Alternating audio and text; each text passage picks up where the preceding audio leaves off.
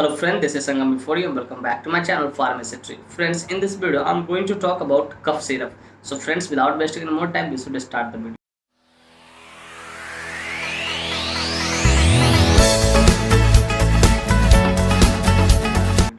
Friends, video को शुरू करने से पहले कुछ बातें मैं यहाँ पे शेयर करना चाहूँगा जो कि आपके लिए एक तरह से वार्निंग है। फ्रेंड्स, यह वीडियो सिर्फ जानकारी के उद्देश्य से बनाई जा रही है। इस वीडियो को देखने के बाद कोई भी दवा आप खुद से न ले, कभी सेल्फ मेडिकेशन न करें। Friends, actually don't support self medication at all. So before taking any medicine you must consult your doctor. की कोई भी दवा लेने से पहले आप अपने डॉक्टर से जरूर कंसल्ट करें। तो फ्रेंड्स, चलिए वीडियो की शुरुआत करते हैं। फ्रेंड्स, आज का हमारा टॉपिक है कफ सिरप। लेकिन उस कफ सिरप को समझने से पहले हम लोग पहले समझते हैं कफ क्या होता है। फ्रेंड्स, थ्रोट इन्फेक्शन और लंग्स इन्फेक्शन के दौरान उत्पन्न होने वाला फ्लूइड कफ कहलाता है। कि जैसे आपको थ्रोट इन्फेक्शन हुआ, लंग्स इन्फेक्शन हुआ, उसके दौरान जो फ्लूइड उत्पन्न होगा उसी को हम लोग कफ बोलते हैं। कफ अपने आप में कोई एक डिजीज नहीं, ये दूसरी डिजीज का एक सिम्टम है। कफ जो होता है कोई अपनी बीमारी नहीं, ये दूसरी बीमारी का एक लक्षण है। ठीक है, इस बात को याद रखें। फ्रेंड्स, मैं उम्मीद करता हूँ ये चीज़ समझ में। चलिए बात करना चाहें कफ के बारे में। कफ कितने प्रकार के होते हैं, तभी तो आपको समझ में आया, क्योंकि बहुत सारे सिरप होते हैं, कौन किस में दिया जाना चाहिए। तो फ्रेंड्स, बेसिकली कफ दो टाइप के होते हैं, एक ड्राई कफ और एक मॉइस्ट कफ या वेट कफ, उसी को लोग दूसरे शब्द में कहते हैं। ड्राई कफ कहने का मेरा अर्थ यहाँ पर यह हो रहा है कि सूखी खांसी, मतलब स्प्यूटम का खांसते समय स्प्यूटम का बाहर ना आना, बलगम का बाहर नहीं आना।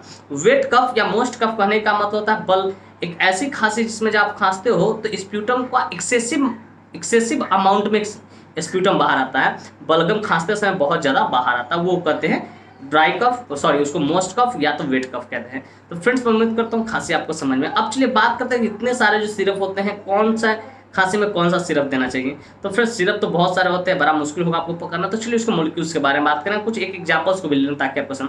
तो फ्रेंड्स, सबसे पहले हम लोग बात करना चाहेंगे ड्राई कफ के लिए। तो फ्रेंड्स, ड्राई कफ के लिए जो सिरप चलता है वो एस्कोरिल डी, आपने नाम सुना, आस्थाकाइन डीएक्स सुना होगा नाम। ठीक है, अब यहाँ पे ये कोई जरूरी नहीं कि सिरप का नाम कुछ भी हो सकता है, हमको मेन मॉलिक्यूल्स जानना है। अगर किसी सिरप में डेक्सोमेथोर्पन, याद रखें, डेक्सोमेथोर्पन आपको लिखा मिले, समझ जाओ कि ये ड्राई कफ के लिए इसका इस्तेमाल किया जाता है। उसके बाद अब बात करते हैं वेट कफ या मोस्ट कफ के लिए। अगर किसी सिरप में, जैसे मान लीजिए हम इसको एग्जांपल में लेते हैं ग्रिलिंटस बीएम। अगर किसी सिरप में, एग्जांपल में ग्रिलिंटस बीएम में ले लिया, उसमें आप देख लेना। अगर किसी सिरप में टर्बोटालिन सल्फेट, गुआफेंसिन, ठीक है, अम्ब्रोक्सल हाइड्रोक्लोराइड, ये तीनों अगर लिखा हुआ मिले तो याद रखिएगा कि इसका इस्तेमाल गीली खांसी के लिए किया जाता है, मोस्ट कफ या वेट कफ के लिए किया जाता है। बस आपको मॉलिक्यूल्स याद रखना है। डेक्सोमेथोर्पन रहेगा तो सूखी खांसी के लिए, गुआफेंसिन रहेगा, ठीक है, अम्ब्रोक्सल हाइड्रोक्लोराइड रहेगा, फिर आपको टर्बोटालिन सल्फेट रहेगा। याद रखिए ये सब मोस्ट कफ के लिए चलता है या तो वेट कफ के लिए चलता है। तो फ्रेंड्स, मैं उम्मीद करता हूँ कि भैया आपको आसानी से समझ में आ गया कौन सा सिरप, खांसी के सिरप किस खांसी में दी जाती है। बहुत सारे सिरप लेंगे, आपको याद रखना है कि अगर डेक्सोमेथोर्पन रहेगा तो इसको आप सूखी खांसी में चलाओगे, और गुआफेंसिन रहेगा, फिर टर्बोटालिन सल्फेट रहेगा, एम्ब्रोक्सल हाइड्रोक्लोराइड रहेगा, तो उसको आपको गीली खांसी में चलाना है, मोस्ट कप में या वेट कप में चलाना है। तो फ्रेंड्स, मैं उम्मीद करता हूँ ये चीज़ आपको आसानी से, सत्ता से, शानदार तरीके से समझ में आ गया होगा।